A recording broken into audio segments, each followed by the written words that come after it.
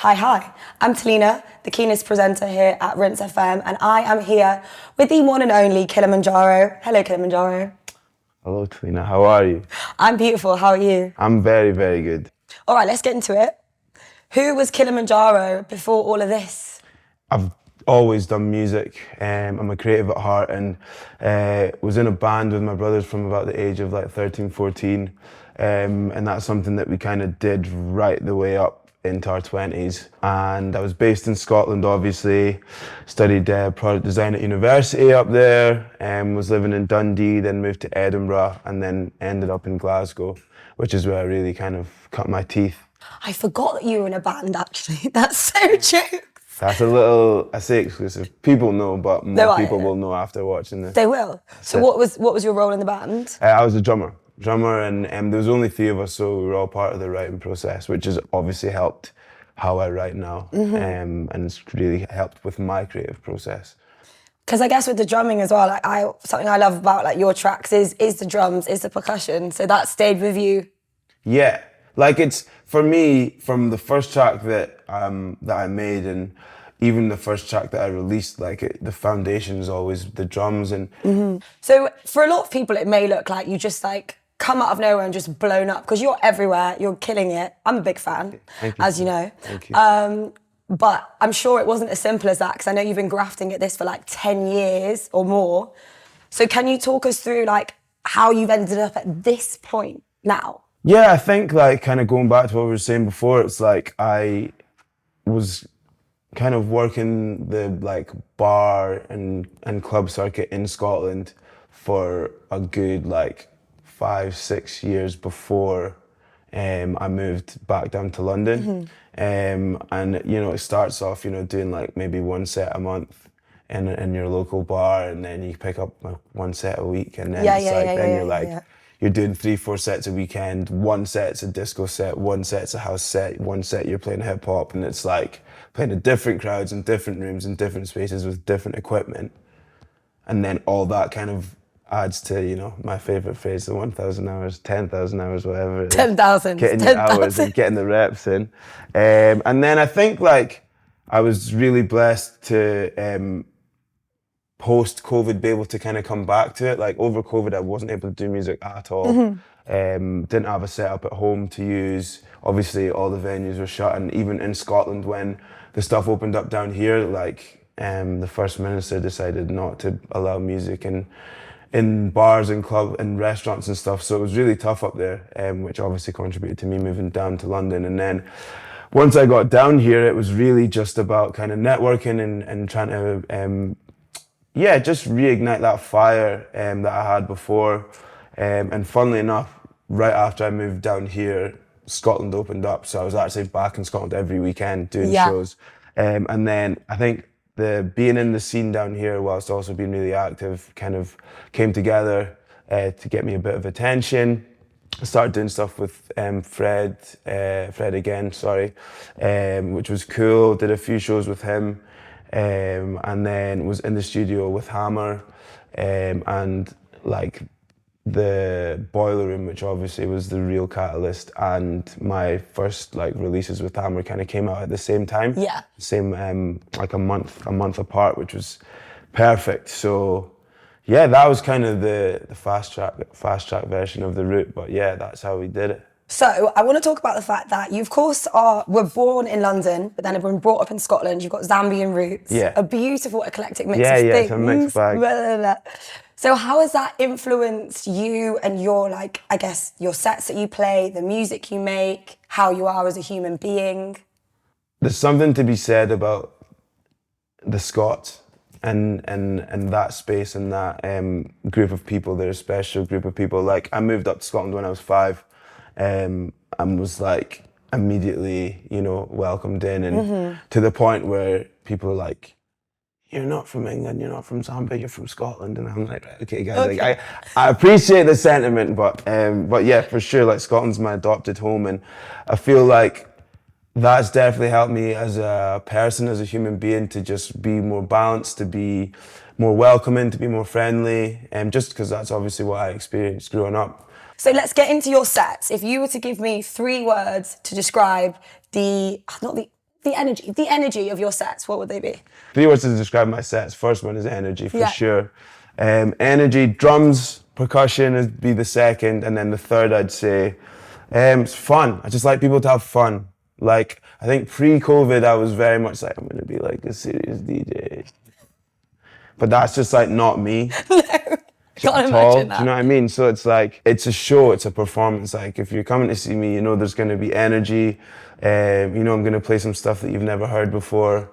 But the main thing is I want people to have fun. I want people to dance and enjoy it. So there's about 12 words there, I think. Yeah, no, but you gave it, then you just give an extra description. Yeah, just... Because you're just giving. Expanded. Exactly. And at what point does like the top come off? Because the top comes off at every Kilimanjaro set. Like, I'm surprised that when you're not in doing your sets at Rinse, you don't take your top off. The top off thing started back when I was drumming. Because you play sets and you play at venues. You know, you ask in advance, please let there be a fan, please have some sort of AC situation. It gets hot. Like, obviously when you're drumming, you're putting out a lot of energy. Oh, yeah. And I sweat a lot anyway. And then it's like, I'm not gonna go to every show with like a backpack full of new clothes to change into afterwards. So it's actually a practical thing, you know. It gets hot, you don't want your t-shirt to get sweaty, you take the t-shirt off, you're cooler, the t-shirt stays dry, you come off stage, you put the clean, dry t-shirt back on, and then you carry on your evening. It's calm. So you've done like a lot of collaborations as well with likes of Tabasco.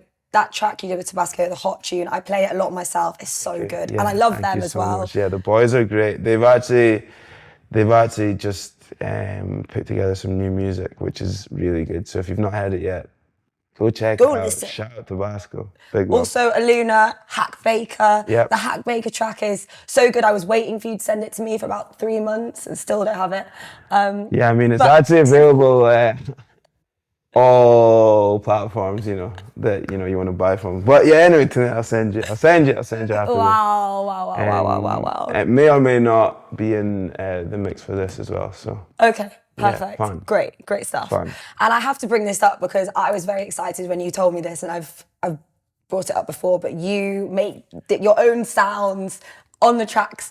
My favourite track of yours ever is Sick Wave that you did with Hammer. And I had no idea when I heard it before I even met you that you were making those noises. And then when you told me, I was like, no way. Yeah. It's a fun fact. Yeah, I think it's fun. Like, again, having fun in the studios is really important. And yeah, Hammer's a crazy good producer, DJ. I love you, bro. But yeah, it's like, he was just like, yeah, man, just like jump on the mic. Like, just, and he was the one that was like, try this. And I was like, okay. And then, yeah, it kind of came out how it did. And then, you know, the sounds and the kind of, the vocals that I was doing early on in my production is now kind of developed and grown into like actual doing spoken word and doing kind of singing and yeah, on the new stuff. So yeah, lots of fun bits to look forward to coming very soon. Can you talk to me about your relationship with amapiano and why it's such an important part of your sets? For me, I only discovered it during lockdown, kind of coming out the back of lockdown in 2020, and it was just something that like combined a lot of my loves when it comes to music. Like obviously born in South Africa and now kind of taking over the rest of the world, it's like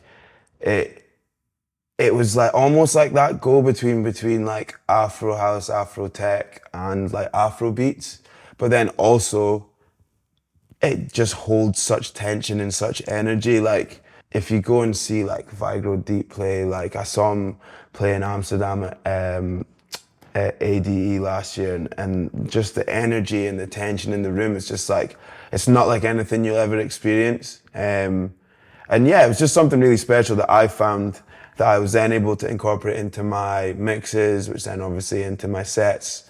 And yeah, just a really special energy, something that's really special and specific to South Africa as well, which is cool. And just kind of really shines a light on Black and African music, which is also something that's really special and important to me as well. So yeah, for sure. I think there's also just like sometimes when I play it and I talk about it on my show, I don't actually know how to describe it because I'm so like, it just feels, it's just like feelings. Yeah, feelings, energy.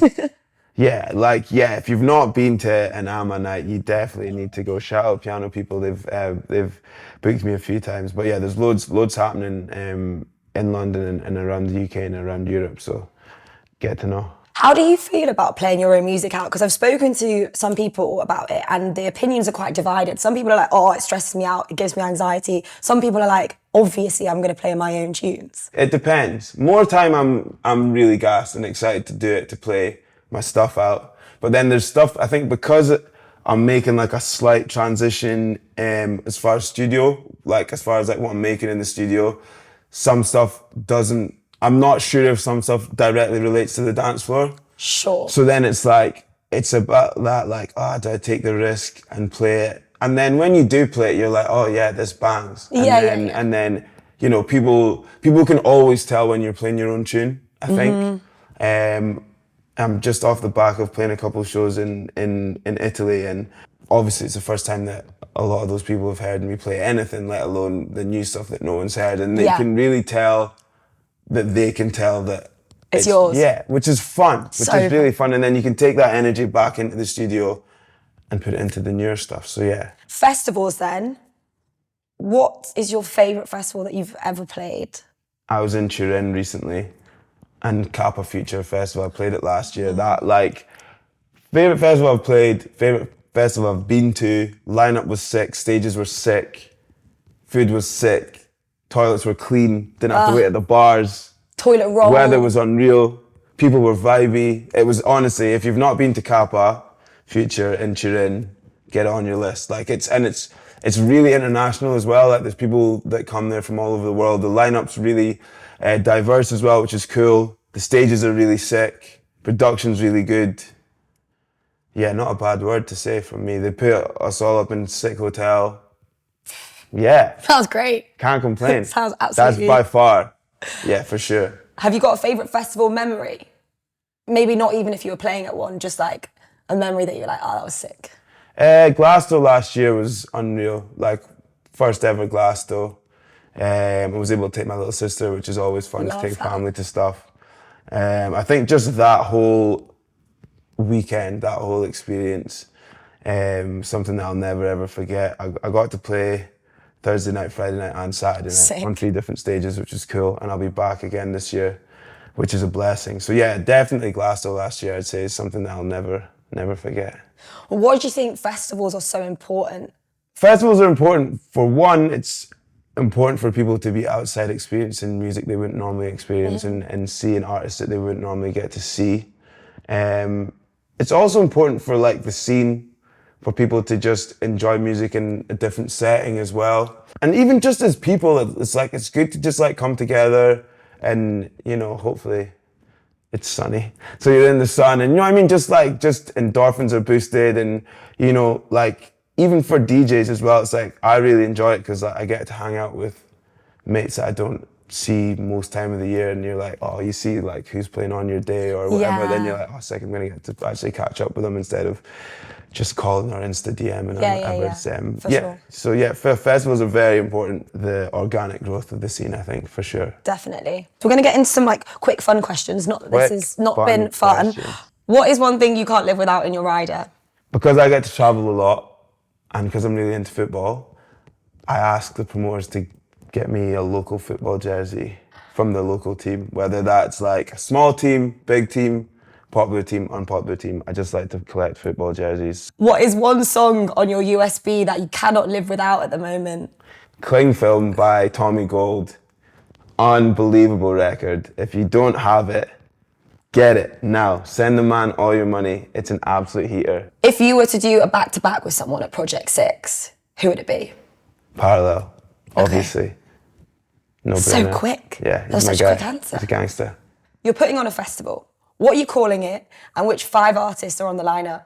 I'm gonna call it Mount Kili. Yeah. Ideally, it's gonna be set in Tanzania under Kilamanjaro. That would be ideal. 5 artists that I'm booking: Black Coffee, Bicep, Tommy Gold, Van Damme, and Charisse C. Sick. Yeah. If you could pick an artist to live a day in the life of, who would it be and why?